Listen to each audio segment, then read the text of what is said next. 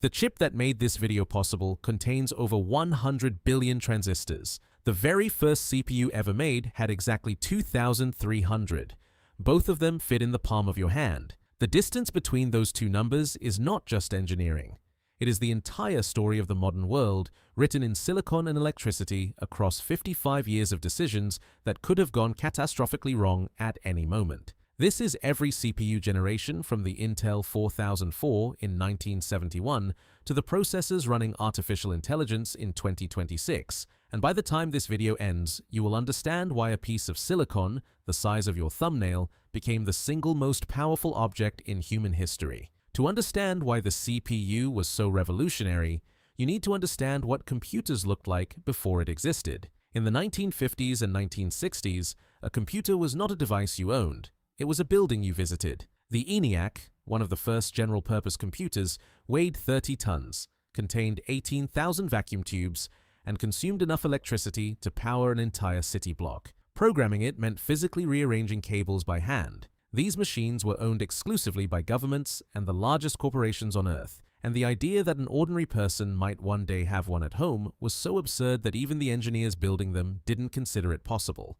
Then, in 1958, the integrated circuit was invented, a way to pack multiple components onto a single piece of silicon, and the race toward miniaturization began. What the world still needed was a single chip that could be programmed to do anything. Nobody had built one yet. In 1971, a Japanese calculator company called Bisicom asked Intel to design chips for their new product. An Intel engineer named Ted Hoff had a different idea. Instead of separate chips for each function, build one chip that could be programmed to handle all of them. The result was the Intel 4004, released on November 15, 1971, the world's first commercially available microprocessor. It ran at 740 kHz, contained 2,300 transistors, and had roughly the computing power of the room-sized ENIAC from 1945, except it was smaller than your thumbnail and cost $200. Intel then bought the rights back from Bisicom for just $60,000, recognizing that what they had built wasn't a calculator chip.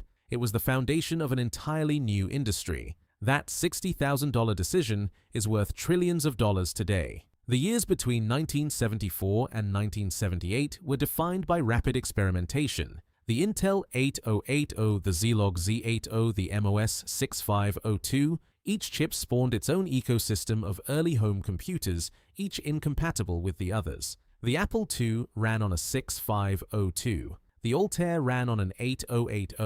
It was creative chaos, and nobody could predict which architecture would survive. Then, in 1978, Intel released the 8086, a 16-bit processor that introduced an instruction set called x86, and the chaos resolved into a single dominant standard almost overnight. The moment that locked x86 into place came in 1981 when IBM chose Intel's 8088 for their new IBM personal computer. IBM was the most trusted name in business computing, and their endorsement was effectively a decree. This architecture would be the standard. Every competitor scrambled to build x86-compatible chips. An industry was born in a single decision, one that every Windows PC and server would run on for the next 48 years. The 1980s were defined by one metric above everything else: clock speed. The 286 in 1982 ran at 6 MHz. The 386 in 1985 introduced true 32-bit processing, unlocking far larger amounts of data at once, and clock speeds doubled, then doubled again. The 486 in 1989 added a floating point unit directly onto the chip for the first time. Previously, complex math required a separate coprocessor and pushed past 100 MHz. Each generation roughly doubled the performance of the last, and an entire software industry grew up around that predictable cadence of improvement. Developers wrote more ambitious programs because faster hardware was always coming. Hardware manufacturers pushed faster chips because software always needed them. Intel was at the absolute center of this loop, and they knew it. The Pentium arrived in 1993, and Intel did something no chip company had done before. They marketed it directly to consumers, not to businesses, not to engineers, to regular people buying home computers. The Intel Inside campaign turned a processor into a brand, and it worked so completely that consumers would refuse to buy a PC without that sticker on the front. The Pentium was a genuine generational leap.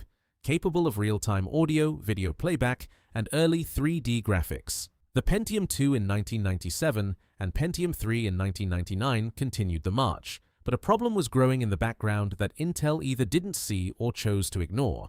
A small company in California had spent years studying every mistake Intel ever made, and they were about to release something that would embarrass the most powerful chip company on Earth. AMD had existed since 1969, spending most of that time making cheaper, slower versions of Intel chips for budget PCs. Nobody took them seriously as an innovator. Then in 1999, AMD released the Athlon, and it was faster than Intel's best Pentium 3 at the same clock speed. The performance crown belonged to someone other than Intel for the first time in history. Intel's response was the Pentium 4, built around a radical architecture called NetBurst, designed to hit extreme clock speeds. It reached 3.06 GHz in 2002, numbers that seemed impossible. There was one catastrophic problem.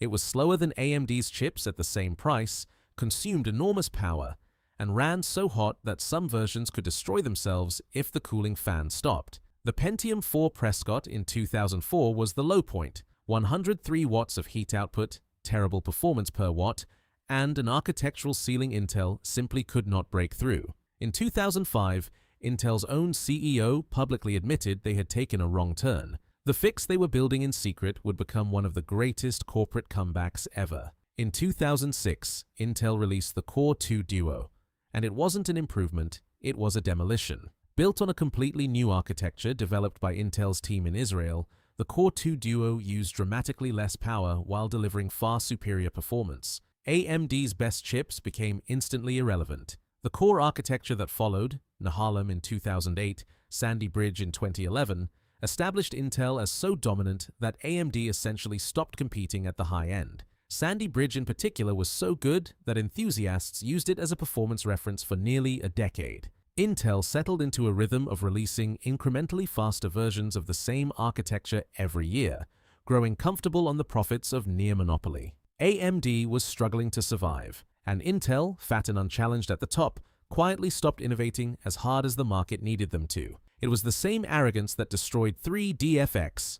History was about to repeat. In 2017, AMD released Ryzen, and the CPU market was permanently changed. Built on an entirely new architecture called Zen, led by engineer Jim Keller and CEO Lisa Su, Ryzen matched Intel's best chips in most workloads at dramatically lower prices. For the first time since the early 2000s, choosing AMD over Intel was not a budget compromise, it was the technically correct decision. The Ryzen 9 3900X offered 12 cores at the price Intel charged for 8. Intel scrambled, rushing out higher core counts their architecture wasn't designed to handle, raising prices, hoping brand loyalty would compensate for inferior engineering. Then in November 2020, Apple released the M1 chip, designed entirely in-house on ARM architecture, completely bypassing x86, and it outperformed Intel's best laptop processors while consuming a fraction of the power. Two companies had now proven the same thing.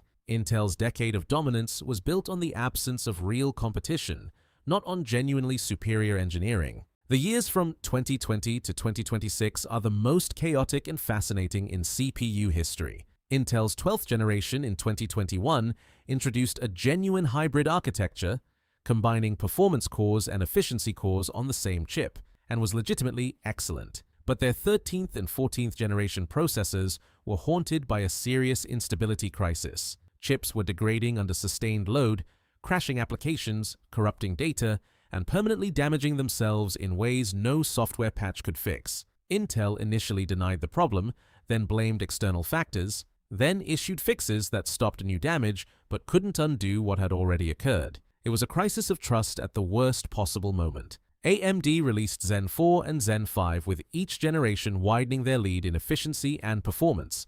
Apple's M2, M3, and M4 chips redefined what a laptop processor could be. Qualcomm entered the Windows PC market with ARM chips that genuinely competed. And as we move through 2026, every major CPU now ships with dedicated AI processing cores, hardware specifically designed to run the neural network calculations that power the tools billions of people use every single day. The CPU is no longer just the brain of the computer, It is the engine of artificial intelligence itself. What started as a 2,300 transistor calculator chip in 1971 has become, in 55 years, the object that civilization runs on. Inside every phone, every laptop, every server, every car, and every AI model on the planet. The CPU has never been more contested, more interesting, or more important than it is right now. If you want to understand how the GPU we covered last time works together with the CPU to power everything around you, that video is right here. I'm Core, I have been processing at maximum utilization this entire video, and I will see you in the next one.